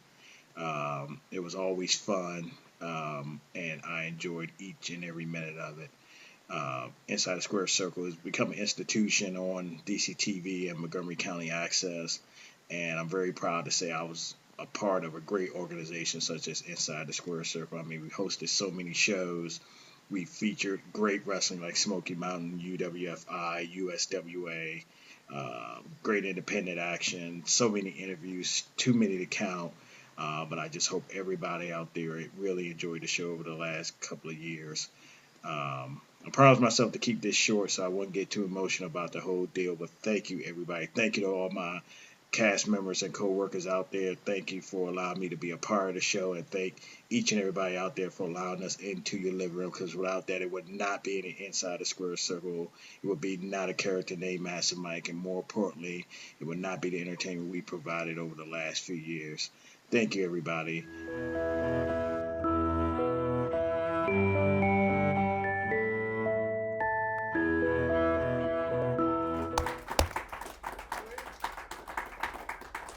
Hey, welcome back to Inside the Squared Circle, 25th Anniversary Edition, and unfortunately, the final broadcast of ITSC in the modern day. Who knows, the 22nd century may bring something else. Anyway, glad you could be with us here briefly. The X-Man, Dr. C, Mike Valentine, Hey, there we go. and Behemoth Bob. I know that with everything, we're pulling curtains back today. I know we're running a little bit long with time here, but I want to say, and I said this to Mike, and I know Brian's in the back. Thank you guys for helping us with ITSC in the recent years. Thank you for allowing us to be on here. It's just, you guys have really come through, and I just want to say thank you. And it's you've kept it going much longer than anybody would have thought. So anyway, we're talking about news stories in the 25 years top 10 news stories. Will and the gang covered 5 through 10. Number 4, WCW launched Monday Nitro, September '95, and that was the start of what was known as the Wrestling Wars. The WCW then overtook WWF at the time in ratings, and started with one of the biggest angles of the wrestling business with the NWO. Ego clashes, mismanagement, basically doomed the WCW, and the WWE came back to take their spot at the number one company with the Attitude Era with Stone Cold and The Rock. X-Man, some thoughts on? Well, in 1996, fans and people saw it as insanity for WCW to go up against the juggernaut of WWE at the time. But Eric Bischoff saw it as opportunity. And I think Bischoff kind of won the battle of the views there because he was successful for 2 years. I don't think we've ever seen two major companies go head-to-head and technically acknowledging it head-to-head that they're battling for the viewers' dollars and attention. And time tells a story that WWE won, but good Lord, if WCW had their crap together, we could still be having that war right about now. The whole landscape would be changed. But this was maybe. But this was big back in the day because I came in the middle of the Monday Night Wars. And to tell you, the Couch Commando at the time, where you're flipping back and forth between the channels, like, oh my God, Hogan's on TV. Wait a second, Austin's doing something. Oh wait, let's go see what Savage is doing. You know what I'm saying? It's Gangrel. And then Gang, right? So you really had a tale of two different companies where, traditionally speaking, WWE had what we would consider a lousy undercard and a hard-hitting main event, and WCW having phenomenal undercard and Hulk Hogan and Ultimate Warrior in the ring for their main event. Right. So that was, and this we're talking 10 years after their initial battle. So really, I guess it was a flip of a coin there, who you could pick as a winner, because every company had talent. But of course, McMahon was the head of one, and his formula is tried and true. So I guess the right winner won after all. Okay. Well, thank you for some. Anybody have anything real quick to add to that? I do have something to add to that. Yes. As we all know, or if you don't know, ITSC was shot in the can. One show, done, sent it to the station to air. Here's the problem, though. The top news story of the week was that Lex Luger is going to stay in the WWF. Okay? Before that episode aired, he shows up on Monday Nitro. So, oops. Thanks, Eric. Yeah.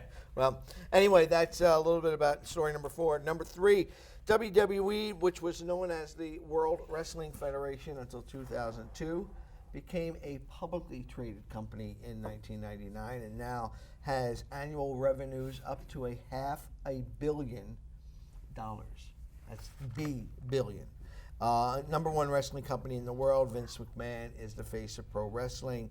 Its former CEO, Linda McMahon, has run for office twice and lost. And they ventured into things such as the XFL, the film division. They had a restaurant in Times Square, even a Las Vegas casino. But its latest venture, the WWE Network, seems to be something that will hopefully work for them going forward. Mike, any thoughts, comments on how the WWE has positioned himself over the years? I think it's just interesting that for a company as long as they've been around and as big as they are, they've had so many different things that have failed, yet they're still here. I mean, you didn't even mention the, was it WBF that they had going on here? Oh, Ico Pro. Yeah, they had the whole Ico Pro thing going. Yeah. The XFL is just an abomination upon itself. Right. That the Times Square restaurant they had, I ate there. I'm It still was waiting good. for the burger that I ordered. It never showed up. That's not even a joke. That's a shoot, guys. All right, we're pulling back curtains here. I ordered a burger. That thing took 45 minutes for the drink to show up. I had bus to catch. I left. I didn't care. As I see why that thing shut down. Well, they were out back killing the cow. Yeah, That's exactly. what it was. I think Frank actually got your burger because Frank, Yeah. I see him back Frank, there. did you get What is it, at least good? I see you shaking your head. I don't think I can't see you. No, but with the network, though, this actually seems like they finally made the right choice. Yes. This seems like something that's going to be pushing everything forward. Vince McMahon created pay-per-view and the whole idea behind it and how it works, and now it looks like he's actually killing it with Right. the idea of how the network is going to Dana White would say otherwise. Well, we'll see how well that works for him. Exactly. Story number 2, drug-related deaths. God knows that there were too many shows related to this over the years with ITSC, the worst being 2007, and we touched on it earlier with the Chris Benoit tragedy. But we've lost the likes of Eddie Guerrero, Bam Bam Bigelow, Rick Rude, Mr. Perfect, Eddie Gilbert, Miss Elizabeth, Sensational Sherry, Luna Vachon, Test, Lance Cade, Brian Pillman, Davey Boy Smith, Buzz Sawyer, Art Barr, Crush, Brian Adams, Luis Piccoli, and more. Guerrero's death, though, did spark the WWE to begin a very extensive and rigorous drug testing policy, which has apparently paid some dividends and all that. But there was also some wrestlers we lost who basically the damage had already been done, and those included the Macho Man Randy Savage, Road Warrior Hawk, and the Ultimate Warrior. The damage had been done by then, and they left us far too soon. Doc, I know that you have some comments on this. Yeah, well, one of my favorite stories from Inside Squared Circle is when I interviewed Eddie Gilbert, and that was I got the opportunity to drive from one card in northern New Jersey that he was on to a card in southern New Jersey.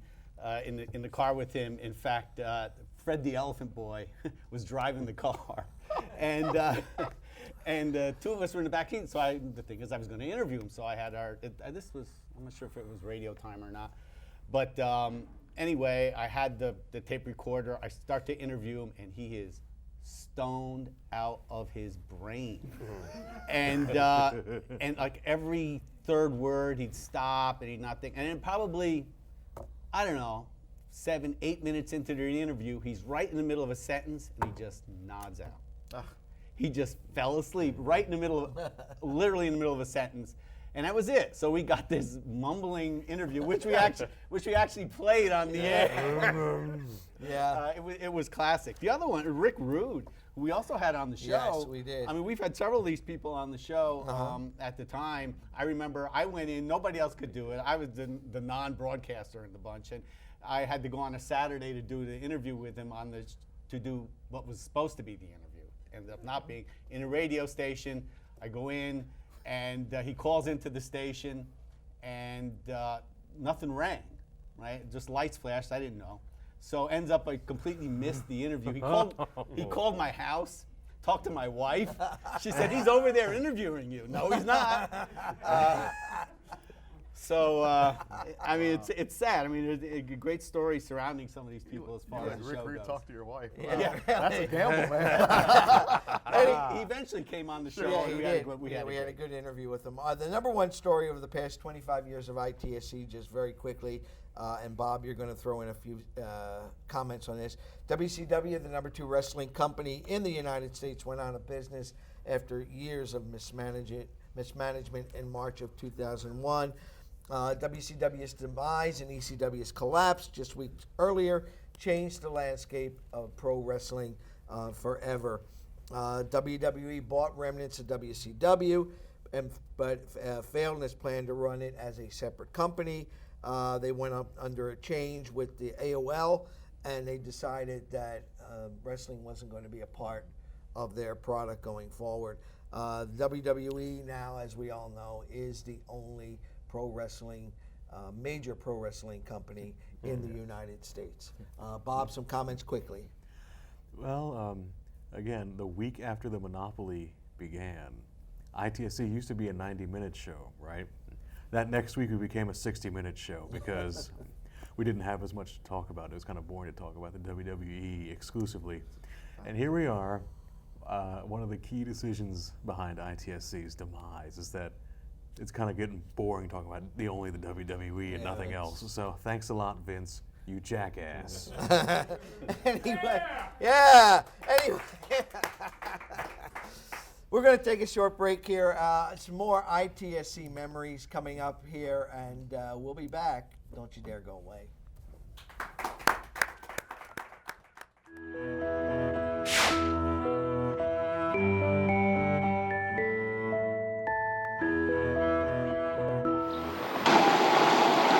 We've been working so hard trying to get the show in shape by having these meetings, these corporate meetings, dawn till dusk. And one thing about these spies, as I've said, there will be no untoward behavior that will be permitted. The entire library of films that are on file while I am gone will be checked, double-checked. They will be edited. We will send them to the FCC if necessary. I don't want any behavior that will get us in trouble. Remember what happened last time. People can be fired. People can be put on double secret probation. Meanwhile, I guess I'm just going to have to endure here at Kona Village. Oh, Fresh sends his regards. All right. Well, Serena, thank you for joining me today. Thank you, Mike. And that no, we're not done. You want to thank Serena? Yeah, I'm trying to thank Serena here. No. The interview's done. I'm thanking Serena, so we can move on and get to the closing credits, right? No. We got to roll the closing credits. We got something else. No? We got something else. Again, proving that you are the original Heartbreaker. Ladies and gentlemen, please set your eyes on this. No. Don't go to this. Yes, you know the camera was rolling. Go!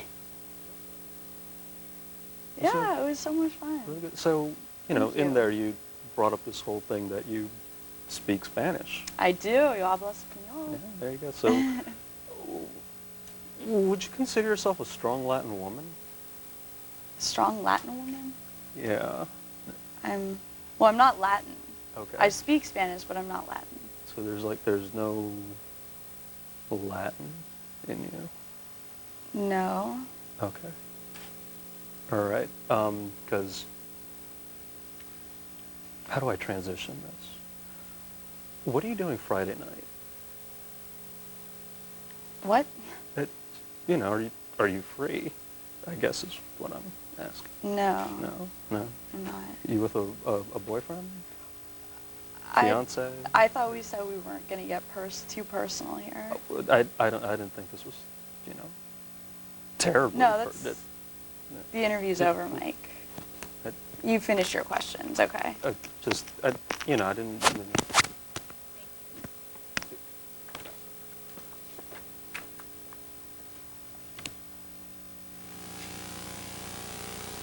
To ITSC. Today I'm giving the final results to the following. Do Becky DeVay show her bikini Or do Dave Starr gets his hair chopped? I like to see him with a look like mine, ladies and gentlemen. Will look very nice on him. Well, ladies and gentlemen, this is the official envelope that tells everything. Wait, brother. No. What's the deal here? This is the actual envelope, man. All right. Don't make two mistakes. All right. Go right Yeah. Oh, okay. All right. Well, here it is, ladies and gentlemen. This is how I go. Becky DeVay gets to cut Dave Stott's hair, and the final vote was 65% for Becky, 33% for Dave, 2%. They didn't care. They didn't care what happened one way or the other. So you know, because of that 65%, Dave, get ready to look like me, my friend. Well, I can't say as I ever expected it to come to this. The voting on the internet was incredibly in my favor. I guess the call-in people must have really not wanted to see her in that bikini. I can only guess the horror of it all outweighed the ability to humiliate her, which is what we were going for. But in the past, people have lost wagers, and everybody's always gone through with it, and I'm willing to go through with it. Bring out the stuff. Come on, let's cut the hair. Let's. I win, I win, I win. I win, I win, I win. Let's choppy. Okay. Not with hedge clippers. You don't cut hair with hedge clippers. All That's right, childish. fine. Here's a pair of scissors. Do what you got to do and be done with it. I don't understand. I don't understand how this happened. But It happened because they like me better than they like you. I don't believe anybody likes you at all. Ha! You're just mad. Come on, let's get you. I'll cover Do that it. stupid T-shirt of yours. Come on. Hey, X, give me a hand over here. I need somebody to hold this blob. Oh yeah, get your partner involved. All right, we're good. Yeah, baby. Here we go. Bye-bye. Bye-bye. See ya. Oh, brother. Yay! Look at it go. There goes that. Hey, Bob. Yes, get it over with. We've got the results in. Of course. They're here. Yes. The results I'm talking about from Facebook. Yes, I know, Wilfred. What is Okay, we had 195 votes, which I have to tell you was not an impressive total. And I'm sure Fred stuffed the ballot, didn't he? No, I don't think he told me he didn't even care that much. Of course he didn't. Yeah, no, he didn't care. I care. Mike cares. Deeply. Brian cares. I know he does. He's the only decent human being on this staff. Mike Valentine cares. Mike Valentine started this, by the way. He did. Okay, 195 votes were cast. Bob, there's good news for you. What? Good news. Yes. Oh, okay, this is going to be great. Yes. My faith is restored in the humanoids, the little behemoths, and vote everybody here was at No Budget Productions. 193 to 2. Yes. Yes. Yes. You get to keep. I love you. Go ahead. Nothing. Your beard goes. In the next segment, it's gone. Vinny continues by saying, Stephanie was good. Lita's match was my favorite. Alrighty. Joey also on Facebook talks about the 1000 Raw. Great ending to Raw's 1000. Punk as a heel is much better. And Derek on Facebook talks about Raw. That was in the best Raw I've seen in a while. Would have loved to see DDP wrestle somebody. Well, you saw him last week. But anyway. Joseph talks about the Raw 1000. I guess China could not make it for the DX reunion.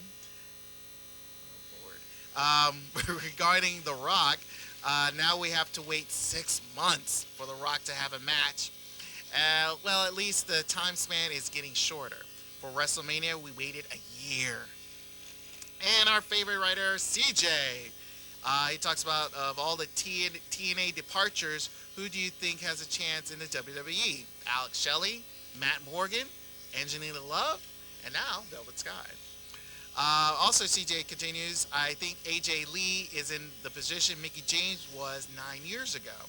She is showing that she has depth in her personality. She can play You're both sides. stepping out of my face. This is the first round of Thanksgiving show. I'm not getting it out of here. No. Get out of my face. No. Here's some spit for you. No. The two of Creep. you, please I'm settle telling down. you, that dweeb of a nephew. This behavior Hey, cannot listen, be tolerated. I'm telling you. Get this away from me. I'm telling you. Look, we've got a wrestling I'm telling match to you. do. Oh, God. Security! Security! There you go, big man. You're gonna come after me? I don't think so. Last guy who did anything to me, that coward is gone from the show, and he's gone for good. You got it? I've waited I don't care what you waited, years to do. You can't do my father! You can't do that! Get off me!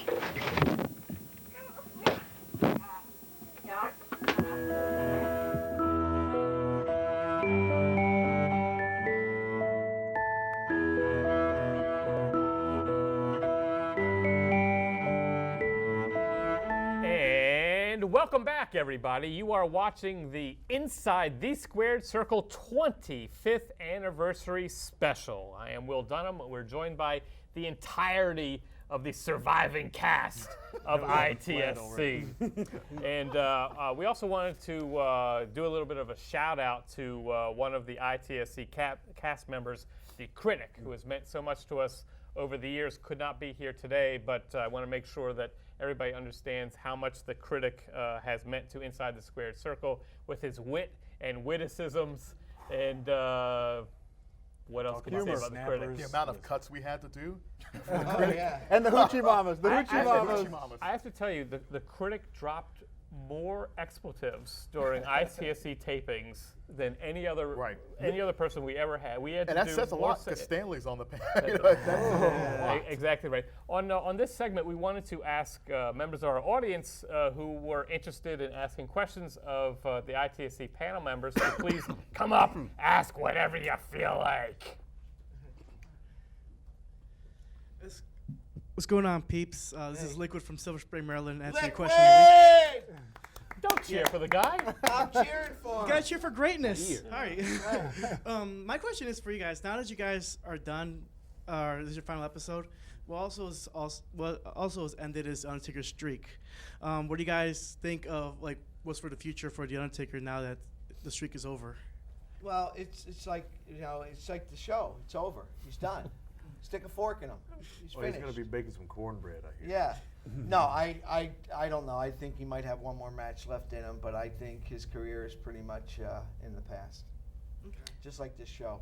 All right. Thanks, Liquid. Thank you. Hey, Liquid, thanks for being a longtime viewer. Don't listener. pander. Thank you. Sit down. Thank you. Glad I called Next every week. victim. All right, next victim for a circumstance. I know this guy. Hey guys, Iceman Dan from Gaithersburg. Hey, Iceman. Long time viewer of this show. I guess my question is with the wrestling today. You have WWE. What do you think the chances of TNA and Ring of Honor becoming ever becoming reputable or suitable competitors to the WWE and giving Vince a run for their money again? You think it's possible or no? I just don't think they have the machine that the WWE has built, and it's going to be really tough to develop that machine. I just don't think it's possible. If there's going to be a company that's going to challenge them, it's no company that's currently on the scene. They're going to come out of somewhere else. Well, hey, Jeff Jarrett's getting a promotion together, so you never know. But I got to say, it's got to be someone with a marketable television deal that has marketable talent and actually has a firm grasp on the business. So you're not going to have some ABC or NBC executives sitting there, I want to challenge WWF right now. You're not going to have that. You need somebody that has a mind for the business. And once you get that, once you get a monster television deal and some reputable talent, I mean, we still have Carlito still out there, Shelton Benjamin still out there. Did you just say Carlito was going to be challenging the supremacy of the WWE? I did say that. Okay, just wanted but to check on that. You have marketable talent and talent that actually knows what they're doing out there. So it's a mixture Mike of Valentine, things. we are going to fire him. Yes. Yeah, please do. Thanks, Dan. Next, you got gentlemen. Let's not fight. It's Mike from Potomac. Hey, Long Mike. time watcher. Question for you. You find that wrestling's just a lot more boring today than it was 15, 20, 25 years ago. Not as exciting, nothing new going on. Used to look forward to Monday nights to watch it, but doesn't seem to be the same anymore. I agree with you. I think it's lost that oomph, that gravitas it once had, and it's become kind of watered down. What was that word? He's talking about the gravitas of Bastion Booger and Yes. great wrestlers from the past. But you don't hang on The Rock's every word the way you used to in 1999. You don't lose sleep in anticipation of the big match the way you did with Hogan Andre. And I think it's lost. It's been watered down. I think you're right. And it doesn't exactly help that it's become the Triple H and Stephanie show. True. Okay, thanks, Mike. I also feel like that there's some of the gimmicks being used nowadays were as crazy now as they were, a while ago when it was Papa Shango, and all of his crazy antics, and then, some of that's kind of lost. I think as well. the last real gimmick was the Boogeyman, if my memory serves. No, you're actually right. But I tell you one thing. Wrestling back in the Monday Night Wars went from being must-see television to, well, this is what I'm used to doing, so why not? This is why. That's my Sounds like my life. Created DVR. Oh, yeah, I know. Do you know what a DVR is? Yeah. It's not VCR, Chuck. Dead Vehicle Resurrection. It's not beta. Yes, he did know. Okay. Go ahead. Well, I wanted to ask where Vicky and Dave and Becky and Stewie, why didn't they show up? Well, I can answer that. They're barred from and I'm pulling back the curtains. We reached out to Vicky and Fred A.B., who are actually married in real life, and they had other things to do. He's not they lying. said no. I didn't hear from them. Dave and Becky now live in Florida, so it's a little tough for them to get here. That was actually very recent. Stewie was supposed to be here, but he had a previous commitment that came up after. Yeah, we got it on that video. is, but we have the video tribute from Stewie is in the show, so he is here with us. With his mask? With his mask, and he's selling his mask And he's on eBay for $299. Anybody wants to buy it? Hey, I also want to specifically thank all of those cast members that you were just talking about. They put in a lot of blood, sweat, and tears. And A lot of it's tears. fine. Yeah, it's fine with me if they're not here today. They are here in Yeah, they're spirit. here in spirit. So thank you. All right, I just Thanks. thought I'd bring him up. All right, thanks. Thank you so much. Next question, last question. Anwar from DC. Hey, Anwar. What is your favorite match over the span of ITSC? Oh, good That's a one. good question. Really good one. The last Hell question's in the always the Cell, best, right? 1998, Undertaker, Mankind. That has to be up there, and I think for me, the SummerSlam match with Michaels and Ramon, the first ladder match, was pretty classic. Anybody else? I have a tie.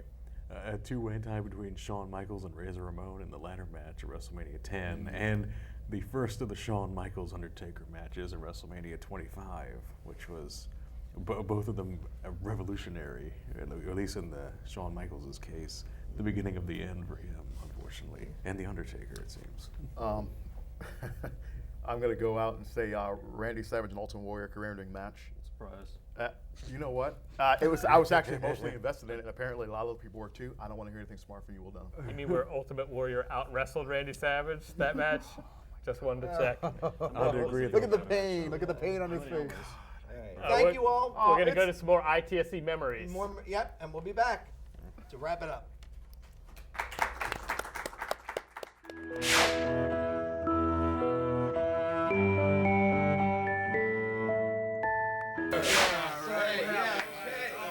And welcome back to the reception following the wedding that wasn't between Misha Petrovic And microphone! Today is the greatest day in everyone here's life because I am taking over the world! Seriously, Frank. Frank, it's not the end of the world. Don't. Oh, let's take a look and see what people got for me for my reception. Oh, someone got me. Get away! Someone got me and Michelle. They got us a telephone. Come on! Oh, what's this for me and Misha, right? Stuff can be returned. What is that crap? Oh, a clock radio so we can wake up every morning. Come on, man. And a Come on. VCR. Oh, a VCR. No. Get out of here. show, and then we've got a cage. Frank, come on! Come on, man! Oh, no! Go! Why did he do that? Go! I'm gonna be! Hardcore, you! Stop it, Frank!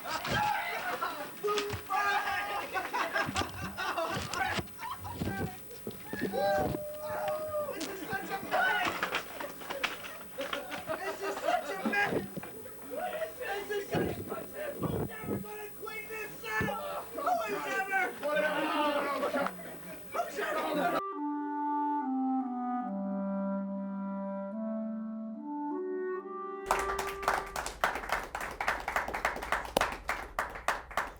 And welcome back to the final chapter. Hold it together, Chuck. Of Inside the Squared Circle after 25 years. This is going to be the final segment of the show that has lasted a quarter of a century. And Charmin Chucky Williams, the pilot, was one of the more unusual ITSC tapings, and we've come a long, long way since then. Dr. C, what are your thoughts? When we come in, I expect to hear the song Babalu, by Ricky Ricardo. None of you probably remember that. That was the theme song for the radio show back in the day. But that's yeah, all we could afford, basically. Look, I was here for only a few of those 25 years, but they were formative years. I was here for the last, year and a half of the radio show, and then the first couple of years of the TV show. I remember when we had the telephone in my basement. Yes. And it wasn't even a telephone. Yes. It was just a phone line plugged into a answering machine, right? And the tape. And I remember when the radio show ended, we had this wild idea. Can we turn this into a TV show? This was you guys. No, we got on the phone. You wanted to give it up. You wanted, and I was so out of there. And you said, if you want to do it, I'm in. And we start talking, and basically we came up with the TV show.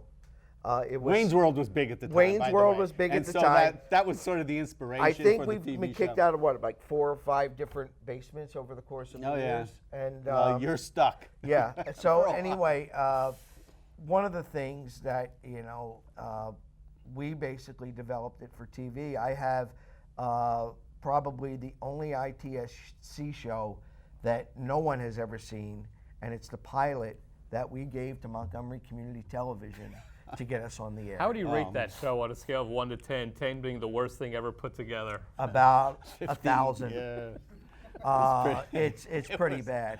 And why they ever accepted the show, I will never know. Probably said more about them than us at that point. They did, and 25 years later, here we are. Hey, I want to offer a special thanks not only to you guys, not only to the rest of the ITSC crew, but really Inside the Squared Circle could not have existed without our loyal fan base. Absolutely. And So to you guys. We've had fans with us for 25 years, and we really appreciate it. We wish you would get a job, life. better income. Nothing we can do about that, but thank you very much. I guess closing. It's going to be tough.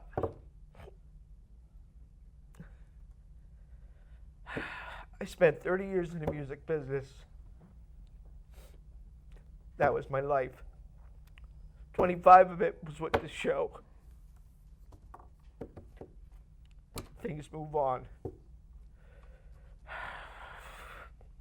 Thank you to everybody who's been a part. Except for Frank. Except for Frank. Thank you to the viewers, the listeners, everyone who's been a part of this from the very beginning. My family, my kids grew up watching this show. Now they're all off on their own with families of their own. I have grandchildren. This guy here has been a rock. Like they said, yin and yang, he falls apart, I keep it together. This guy here He's a humanoid. And what kind of a doctor are you anyway? Dr. C, the PhD. Are you a medical doctor or what kind of doctor? I do house calls. That's all anyone needs to know. Do you get paid for the house calls? I think that's good money. Good money. Have you watched the pilot? Because that was the Money's first what question really you asked matters. him on the pilot. You have not given me a good answer. I have no idea what kind of a doctor you are. If I had a medical problem, I wouldn't go to you. Let me just say, do not bend over in front of me. Anyway, in closing, thanks everybody who came along. This guy here was a rock. This guy here helped me create this monster that we're now taming. And Massive Mike was really the heart and soul of ITSC in the later years. So to all of you, thank you. Hope to see you again soon.